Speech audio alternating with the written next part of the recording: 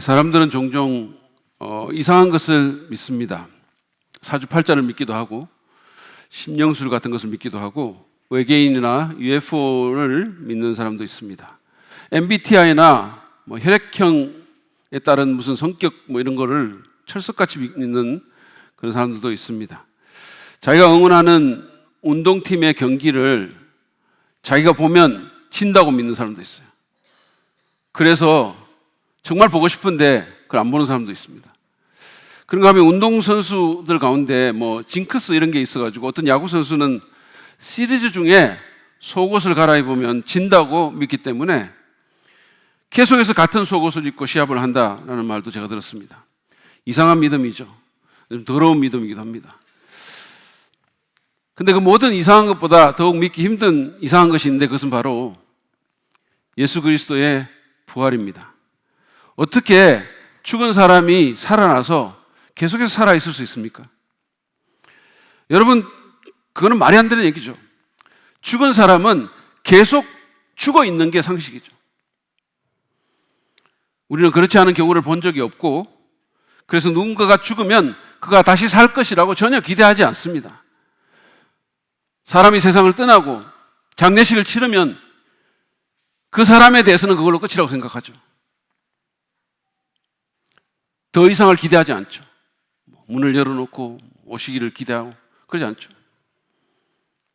근데 여러분, 완전히 죽은 사람이 그것도 십자가에 손과 발을 못 박힌 채 6시간이나 달려서 온 몸이 피투성이가 되고 돌로 만든 무덤에 매장됐다가 사흘 만에 완전히 멀쩡한 사람으로 어떻게 다시 살아날 수 있습니까?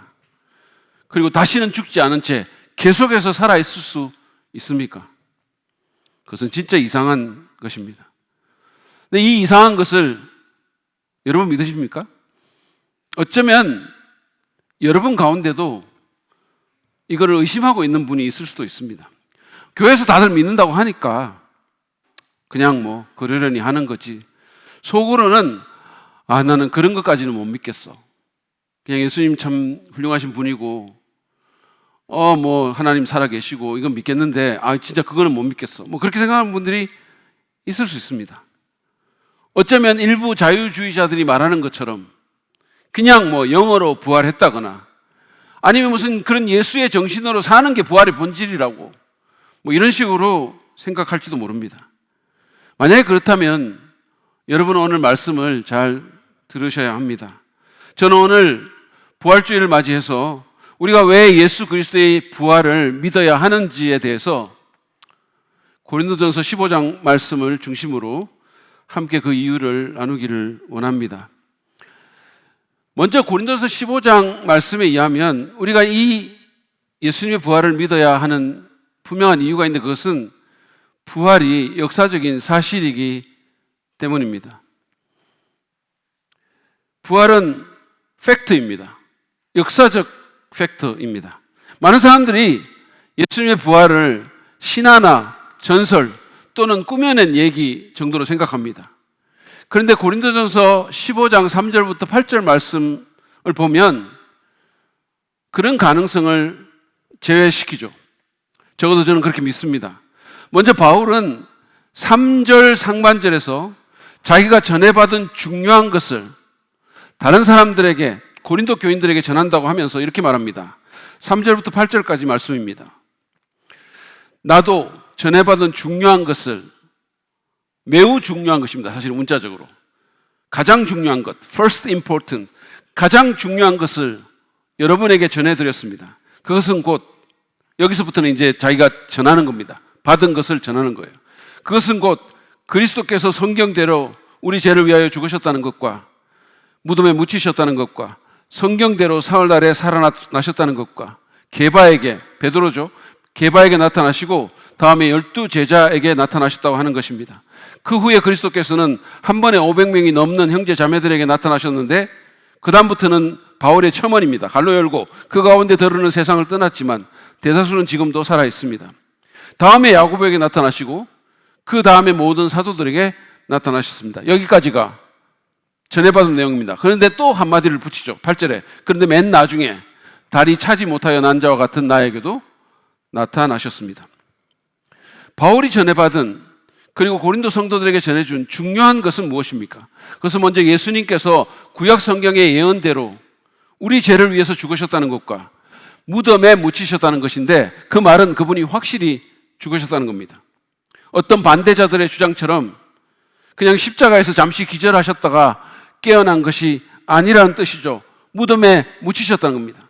뿐만 아니라 그분은 구약 성경의 예언처럼 죽은 지 사흘날에 다시 살아나셨습니다.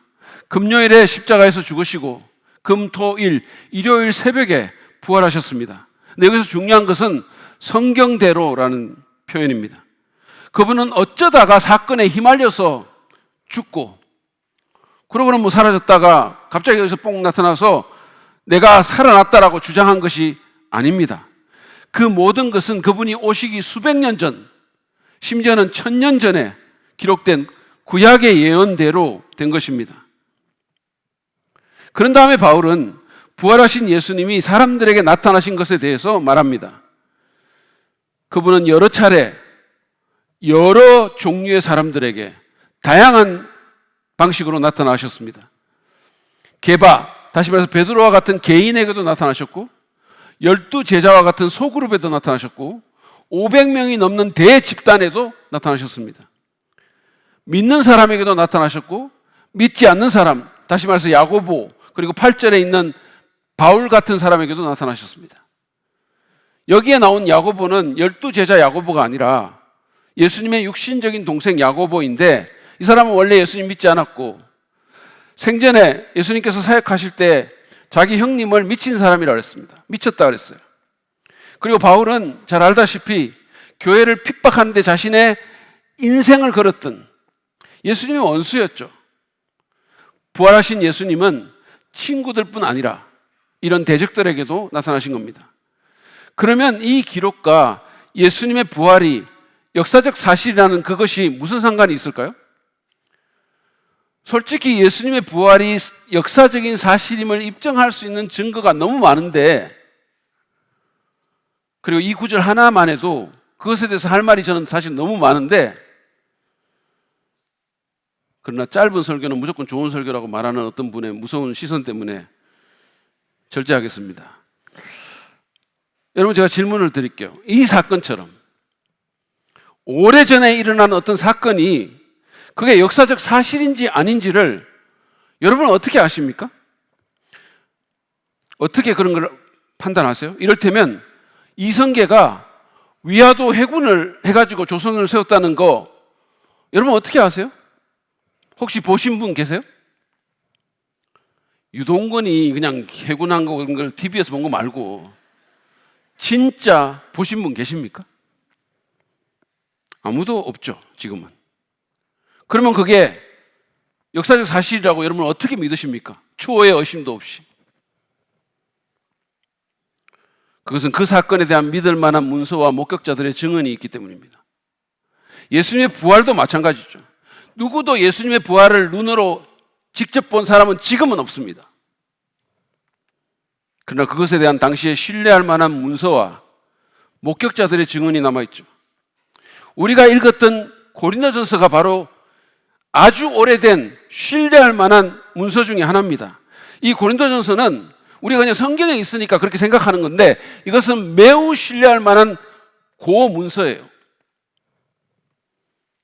이 고린도전서는 사도 바울이라는 사람이 주후 55년경에 그리스의 고린도 지역에 있는 교회에 보낸 공적 문서입니다. 고린도라는 도시는 지금 여러분이 그리스를 가시면 여전히 있어요. 아테네 부근의 큰 도시입니다. 그리고 거기 가면 고린도라는 옛날 도시의 유적지도 있어요. 근데 어쨌든 거기에 바울이 교회를 개척하고 그 교회에 편지, 공적 문서를 보냅니다. 주후 55년경에. 이것은 기독교 학자뿐만 아니라 비기독교 학자들, 심지어 비판자들 사이에서도 광범위하게 인정된 사실입니다. 예수님의 십자가 사건이 일어난 해를 33년으로 보면 20년 남짓 지난 그런 시간이죠. 거의 동시대라고 보면 됩니다. 그 말은 그때 그 사건을 경험한 사람들 중에 많은 사람들이 여전히 살아있을 만한 시간이라는 뜻이죠. 우리 교회가 원래 창립 25주년입니다. 그때 멤버 중에 많은 분들이 살아 계세요. 여기도 지금 있습니다. 근데 만약에 제가 책을 내면서 25년 전 우리 교회 창립에 대한 잘못된 얘기를 썼다고 해봅시다.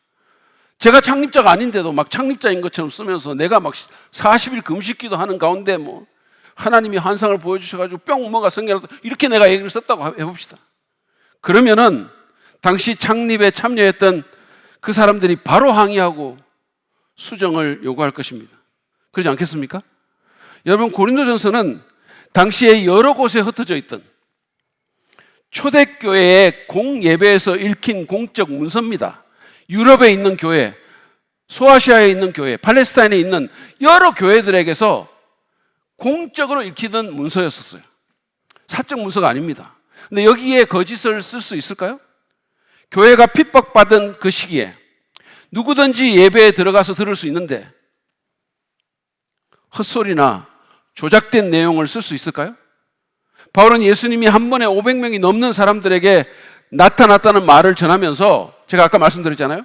그 중에 대다수는 살아있다는 말을 갈로 열고 집어넣어놨어요. 첨언한 겁니다.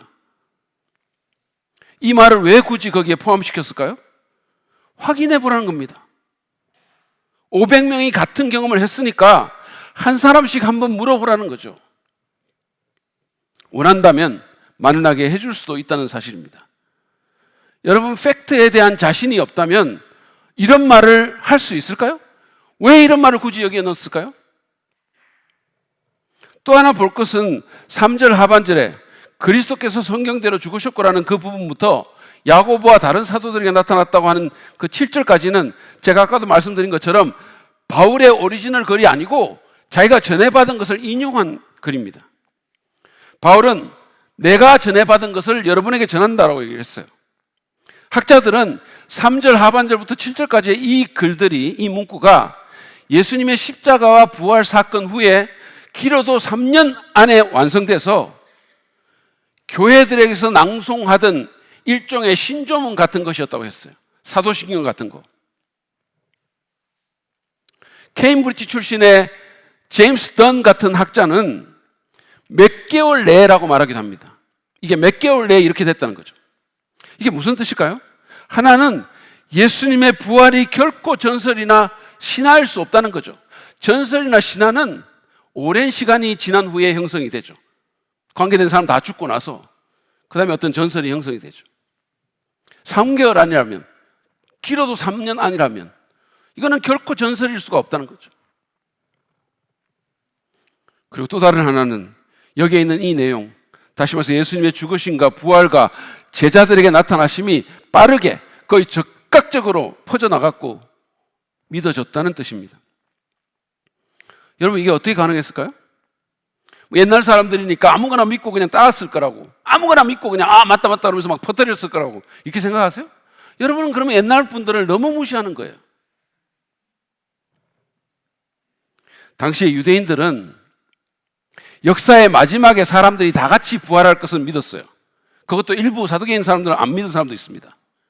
그런데 예수님의 경우처럼 역사의 중간에 한 개인이, 집단이 아니고 한 개인이 죽음에서 부활할 것은 어떤 유대인도 믿지 않았습니다. 누구도 믿지 않았어요. 그러니까 예수님이 생전에 자기가 부활할 거라고 몇 차례 제자들에게 예언을 했음에도 불구하고 나중에 아무도 믿지 않았어요. 아무도. 누구도 예수님의 무덤 앞에 서서 경축, 부활, 해피 이스터 플래카드 들고 예수님 나올 거 기대하면서 19, 8, 7 카운트다운 한 사람 아무도 없어요. 그 예수님 나오니까 막 부활 축하하며 이런 거 없었어요. 누구도 다 도망갔죠. 다. 심지어 목격자가 와서 봤다고 말하는데도 불구하고 누가는 제자들이 그 말을 어처구니 없는 말로 들었다 이렇게 얘기했어요. 안 믿었어요. 부활을 안 믿었습니다. 그런가 하면 그리스 사람들은 영에 비해서 물질을 경시했기 때문에 아예 몸의 부활 자체를 믿지 않았어요. 그리스 사람들의 이상은 영혼 불멸입니다. 영혼이 불멸하는 거예요. 그 사람들은 몸이 속되다고 생각했기 때문에 고대 그리스인들의 구원의 개념은 영혼이 몸에서 떠나는 거예요. 몸의 부활 전혀 믿지 않았습니다. 그런 사회에서 어떻게 이 이상한 얘기가 그토록 빠르게 믿어져서 신조문으로까지 만들어져 이곳저곳에서 수많은 사람들에 의해서 낭송되었을까요? 그것은 그 일이 실제로 일어났기 때문이라는 이유 외에는 설명이 잘 안 됩니다. 이 구절의 내용처럼 실제로 예수는 십자가에서 죽었고 무덤은 빈 무덤으로 남아있고, 여러분 여기 보면 무덤에 장사 지냈다고 그랬잖아요. 그 말은 무슨 말이겠어요? 예수님이 부활했으니까 그 무덤이 비어있다는 거 아니겠어요? 그 표현을 거기 왜 넣었을까요? 사실은 이 빈 무덤이라는 것은 예수님을 열렬하게 반대하는 사람들도 반박하지 못하는 거예요. historical fact입니다. 학자들 사이에서는 역사적 사실이에요.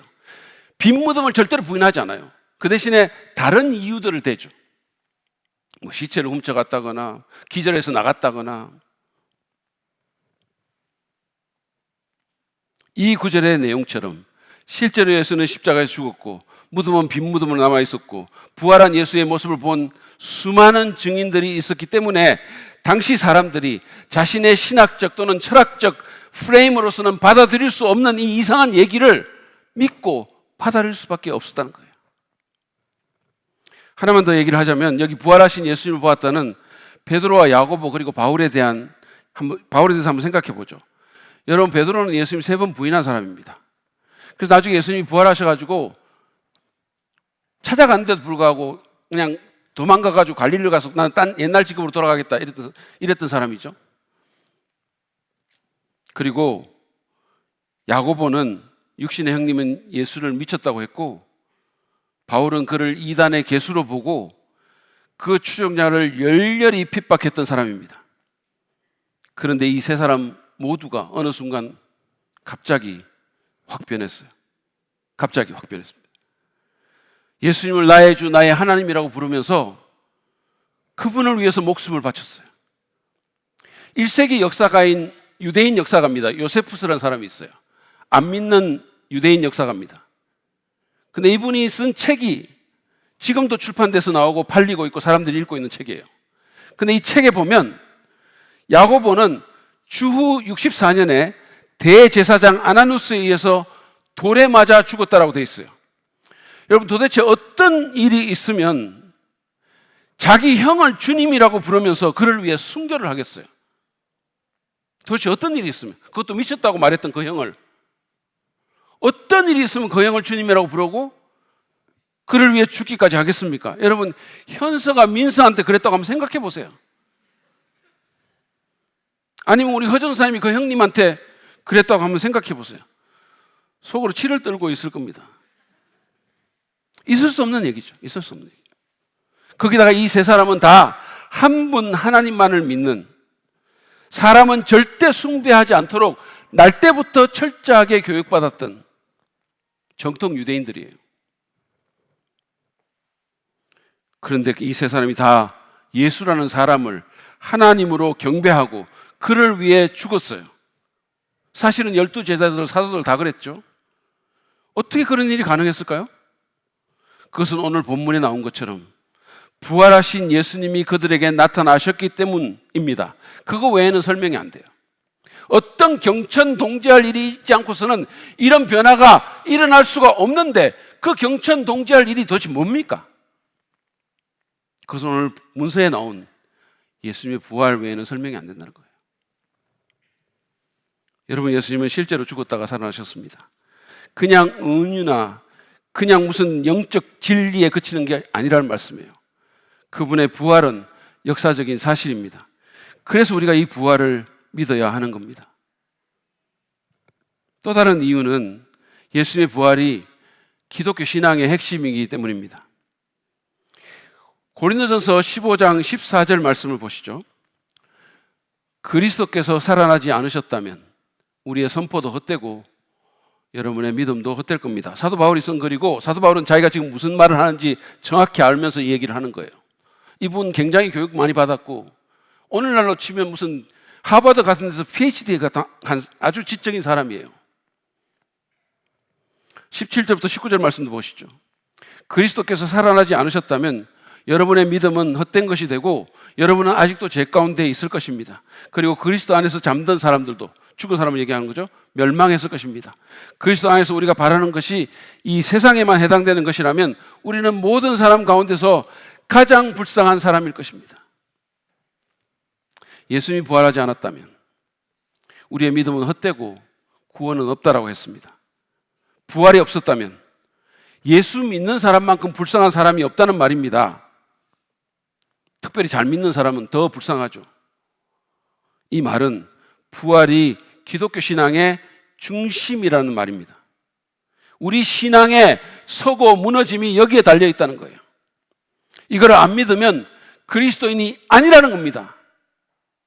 나는 무슨 예수 훌륭한 분이고 나는 그분 믿고 그분 정신대로 살고 다 사랑하고 근데 만약에 그분이 예수 그리스도를 부활을 믿지 않으면 중심을 안 믿는 거죠. 여러분, 이게 가짜면, 만약에 부활한 게 없다면, 예수님이 부활하지 않았다면 내일부터 우리 다 교회 문 닫고 다른 데로 가야 됩니다. 다른 데 다 가시는, 무슨 절로 가시든지 어디로 가셔야 돼요. 그래도 여러분은 직업을 잃지는 않지만 저는 졸지에 실직자가 되는 거예요. 이번 고난주간 강사로 섬겼던 김성진 목사님 일하는 회사에 가서 긍휼을 구해야 될지도 몰라요. 그 28살짜리 불신자 직장 상사한테 가가지고 김성진 쫓아내고 나를 넣어달라고 그렇게 말해야 될지도 모릅니다. 예수님의 부활이 여러분 우리 신앙의 핵심이라는 말은 이것이 우리 신앙의 근거가 되어야 한다는 뜻입니다. 우리는 우리의 신앙을 예수님을 믿는, 예수님의 부활을 믿는 그 믿음 위에 세워야 합니다. 막연히 하나님 믿는 게 아니라 2000년 전에 죽은 혁명가, 교육가, 무슨 박애주의자를 믿는 게 아니라 나를 위해 죽고 부활하신, 그래서 지금도 살아계신 그 예수님을 믿는 믿음이 필요하다는 말씀이에요. 여러분은 이 부활의 주님을 믿으십니까? 그러시기 바랍니다. 여러분 기억하십시오. 예수님의 부활, 이것이 기독교 신앙의 기초이자 중심입니다. 어떤 사람들은 구약의 어떤 내용들이 납득이 잘 안 되거나 또는 무슨 잘 안 믿겨서 예수님 못 믿겠다고 하는 분들이 있어요. 이를테면 무슨 노아의 방주라든지 이런 거 있잖아요. 태양이 멈췄다든지 이런 거 잘 못 믿겠다고. 그런 분들이, 그래서 내가 예수님 못 믿겠다고 이렇게 말하는 사람들이 있습니다. 어떤 사람들은 지구의 나이가 45억 년이라는 과학자들의 주장이 맞는 것 같아서 기독교에 입문하기가 좀 그렇다고 말하기도 합니다. 여러분 괜찮습니다. 그리고 지구의 나이가 45억 년임을 믿는 세계적 수준의 기독교 과학자들도 아주 많습니다. 그게 신앙의 본질이 아니라는 거예요. 지구 나이가 몇 년 되고 이거를 성경이 말하고 있는 게 아니라는 얘기예요. 앤디 스탠리가 말한 것처럼 구약의 신빙성이나 신약의 영감을 전제 조건으로 받아들이지 않고도 여러분은 예수님을 구주로 영접할 수 있습니다. 그분의 부활이 핵심이에요.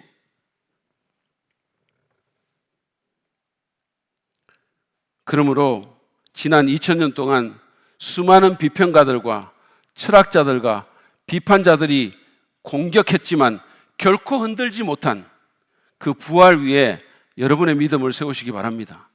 얼마나 많은 사람들이 기독교를 흔들려고 했겠어요? 부활이 흔들렸으면 우리 지금 여기 못 있죠. 제가 여러 번 말씀드렸듯이 예수님의 제자들은 어떤 교리나 신학을 전한 게 아닙니다. 심지어 예수님의 가르침을 전하지도 않았어요. 그들이 기원전 1세기에 거리로 나가서 마구 외쳤는데 서로 사랑하라 이런 거 외친 게 아니라는 말씀이에요. 그들이 외친 것은 어떤 가르침이나 어떤 규범이나 어떤 신학이 아니라 뉴스를 외쳤어요. 소식을 전했습니다. 죽었던 사람이 살아났다고. 그걸 제가 봤다고. 내가 봤다고. 내 눈으로 봤다고. 그 놀라운 소식을 전한 겁니다. 근데 안타깝게도 오늘날 많은 그리스도인 사이에서 이 부활의 중심성이 사라져가고 있습니다. 예수님의 부활을 잘 생각하지도 않고 심지어 잘 믿지도 않습니다. 이건 잊어버리고 사는 거예요. 예수 믿는다고 하는데 잊어버리고 사는 거죠. 그냥 2000년 전에 죽은 어떤 교주를 믿는 것 같은. 저희 아들이 어렸을 때 일입니다. 부활주일에 교회에 가면서 제가 물었어요. 하늘아, 오늘이 무슨 날이야? 영어로는 부활절을 이스트라 그러거든요. 그리고 미국에는 그게 거의 뭐 일반 명절 같아가지고 뭐 이스터 세일도 하고 온갖 거 하니까 이스터라는 말을 아는 거예요. 그러니까 하늘아, 오늘 무슨 날이야? 그러니까 이스터요라고 대답하더라고요. 그래서 제가 근데 이스터가 무슨 날이지? 이렇게 물었어요. 그랬더니 그러면 좀 생각하더니 작년 이스터 때는 알았는데 잊어먹었어요. 여러분도 저희 아들처럼 작년 부활주일 때 예수님의 부활에 대해서 잠깐 생각하다가 쭉 잊어버리고 사셨습니까? 여러분, 부활을 여러분의 믿음의 중심으로 삼으시기 바랍니다. 늘 그것을 생각하셔야 돼요. 예수님은 부활하셨고 살아계십니다.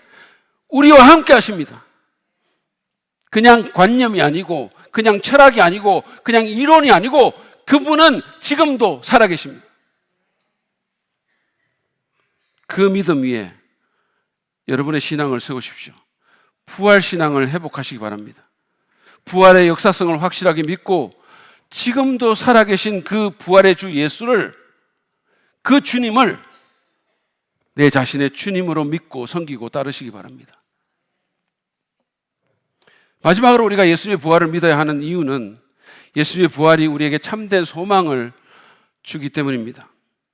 여러분, 예수님의 부활은 우리와 아무 상관없는 역사 속의 한 사건이 아닙니다. 그분의 부활은 우리에게 직접적인 영향을 미칩니다. 바울은 고린도전서 15장 20절에서 이렇게 말씀하죠. 보시죠. 그러나 이제 그리스도께서는 죽은 사람들 가운데서 살아나셔서 잠든 사람들의 첫 열매가 되셨습니다. 예수님의 부활은 잠든 사람, 다시 말해서 예수 안에서 죽은 사람들의 첫 열매가 되었다고 말합니다. 여러분, 첫 열매는 뭐죠? 첫 열매가 맺히면 그와 같은 열매가 계속해서 맺힐 것을 우리는 압니다. 예수님의 부활이 우리의 첫 열매라는 거예요. 그분이 죄와 사망 권세를 깨트리시고 부활하신 것은 우리도 그렇게 할 것이라는 것을 보여준다는 거예요. 그래서 사도 베드로는 베드로전서 1장 4절에서 예수 그리스도의 부활하심으로 말미암아 우리가 산 소망을 갖게 되었다라고 말하고 있는 거예요. 아무 상관없는 게 아니라, 그냥 역사 속에 있었던 어떤 사건이 아니라 그걸로 말미암아 우리가 살아있는, 결코 죽을 수 없는 소망을 갖게 됐다는 거예요. 그렇습니다. 예수님의 부활은 우리에게 죽음도 어떻게 하지 못하는 소망을 줍니다. 여러분, 우리 인생에서 소망의 중요성은 말할 필요도 없죠. 솔직히 소망이 없이 우리는 제대로 살 수도 없습니다. 인간은 음식 없이 40일, 물 없이 4일, 공기 없이 4분을 버틸 수 있지만 소망이 없이는 4초도 못 버틴다는 그런 말이 있어요. 여러분, 소망이 있으십니까? 소망을 갖고 사십니까? 어떤 소망입니까? 그리고 그 소망은 무엇에 근거하고 있습니까? 그저 이렇게 저렇게 됐으면 좋겠다라는 희망사항이십니까? 그냥 그렇게 됐으면 좋겠어. 사업 잘 됐으면 좋겠어. 아마 잘 될 거야. 뭐 이런 겁니까? 성공이나 인기나 부와 같은 썩어질 것, 그냥 지나가고 말 것에 대한 소망, 그리고 별 근거도 없는 그런 소망이 아니십니까? 제가 어제 이번 고난주간 기도회에 이제 청년부의 전출자를 좀 알아보려고 허준 사람한테 누가 전출했냐고 물었더니 하원이가 그때 옆에 있었는데, 윤 목사님 딸 하원이가 있었는데 자기 전출했다는 거예요. 그래서 제가 잘 몰랐거든요. 그래서 정말? 네가 전출했다고? 이렇게 하니까 너무 허탈한 표정을 지으면서 부질없다. 부질없어. 실컷 나와도 알아주지도 않으시고 이러는 거예요. 근데 그 부질없다라는 그 표현이 너무 한탄스럽고, 여러분은 혹시 그런 부질없는 소망에 목을 메고 있지는 않으십니까? 예수님의 부활은 그런 게 아닙니다. 그것은 우리 인간이 가질 수 있는 최고의 소망을 우리에게 제공해 줍니다. 왜냐하면 그것은 우리 모든 인간의 가장 크고 보편적인 문제, 우리가 절대로 넘을 수 없는 그 죽음도 넘어서게 해주는 것이기 때문입니다. 그것에 대해 대답하는 소망이기 때문입니다. 따라서 그 소망은 우리의 삶 속에서 가장 큰 빛이 되고 가장 담대하고 가치 있는 삶을 살도록 우리를 이끕니다. 여러분, 제자들 한번 다시 생각해 보세요. 원래는 서로 자리 다툼이나 하고 스승의 가장 취약한 순간에 그냥 자기 살자고 다 주랭랑을 했던 비겁한 사람들입니다. 근데 그 사람들이 생명을 아끼지 않고 그 어떤 대가도 바라지 않고 전 세계에 흩어져서 복음을 전하다가 순교한 것은 그들에게 예수의 부활로 인한 산 소망이 생겼기 때문이에요. 여러분, 자기 목숨 안 소중한 사람이 어디 있습니까? 부활에 대한 확실한 소망이 없었다면 어떻게 이렇게 할 수 있었겠어요? 어떤 사람들은 제자들이 조작했다고 얘기합니다. 여러분, 자기가 꾸민 얘기를 위해서 죽는 사람이 세상에 어디 있을까요? 그것도 한두 사람도 아니고 모든 사람이 다. 베스트셀러 작가이자 수많은 뉴요커들에게 복음으로 선한 영향을 미치고 있는 팀 켈러 목사님은 2년 전에 췌장암에 걸려가지고 지금도 투병 중에 있습니다. 항암하고 막 이러고 있어요. 근데 이분이 부활을 입다라는 책을 쓰다가 암 진단을 받았어요. 제가 지금 그 영상으로 이렇게 그분 모습 보는데 너무 많이 말랐어요. 완전히 그냥. 그분은 그 책의 서문에서 이렇게 썼습니다. 누구나 자신이 언제라도 죽을 수 있음을 이론적으로는 안다. 그러나 암이나 심장병 진단 또는 팬데믹의 위협 앞에서는 죽음이 우리에게 눈앞이 현실로 성큼 다가온다. 본인이 지금 그렇거든요. 지금은 세상 전반이나 나 개인에게나 암흑기다. 그래서 우리는 다 희망을 갈구하고 희망을 붙잡으려 한다. 이럴 때일수록 우리가 바라봐야 할 것은 무엇보다도 예수 그리스도의 부활이다. 그리고 그분은 실제로 그렇게 하고 있습니다.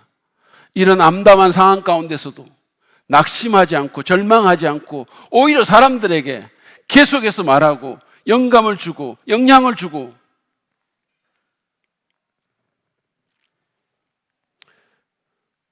저 또한 최근에 죽음이 더 이상 이론이 아닌 먼 남의 문제가 아닌 상황 가운데 잠깐 놓여진 적이 있었지만 결론은 같았어요. 예수께서 죽은 자 가운데서 다시 살아나셨다는 것을 믿는 것보다 더 적실하고 더 큰 희망은 없습니다. 세상 소망이 다 사라진 그 어둠의 때에 예수의 부활보다 더 큰 빛은 없고 더 큰 힘은 없습니다. 바울은 본문인 고린도전서 15장에서 부활에 대한 논의를 쭉 이어가다가 결론적으로 주님께서 다시 오실 역사의 마지막에 대해 52절에서 우리가 다 변화할 것이라고 말하면서 이렇게 선언합니다. 들어보시죠. 마지막 나팔이 울릴 때 눈 깜빡할 사이에 호련히 그렇게 될 것입니다. 나팔 소리가 나면 죽은 사람은 썩어 없어지지 않을 몸으로 살아나고 우리는 변화할 것입니다. 그런 다음에 그는 그 영광의 때에 죽음을 삼키고서 승리를 얻었다는 구약 성경의 말씀이 이루어질 것이라고 말을 하면서 58절에서 이렇게 권면합니다. 그러므로 나의 사랑하는 형제 자매 여러분, 굳게 서서 흔들리지 말고 주님의 일을 더욱 많이 하십시오. 여러분이 아는 대로 여러분의 수고가 주님 안에서 헛되지 않습니다. 그렇습니다. 우리의 수고가 결코 헛되지 않습니다. 그러므로 예수님의 부활을 굳게 붙들고 소망 가운데 선한 일에 열심하는 우리가 되기를 바랍니다.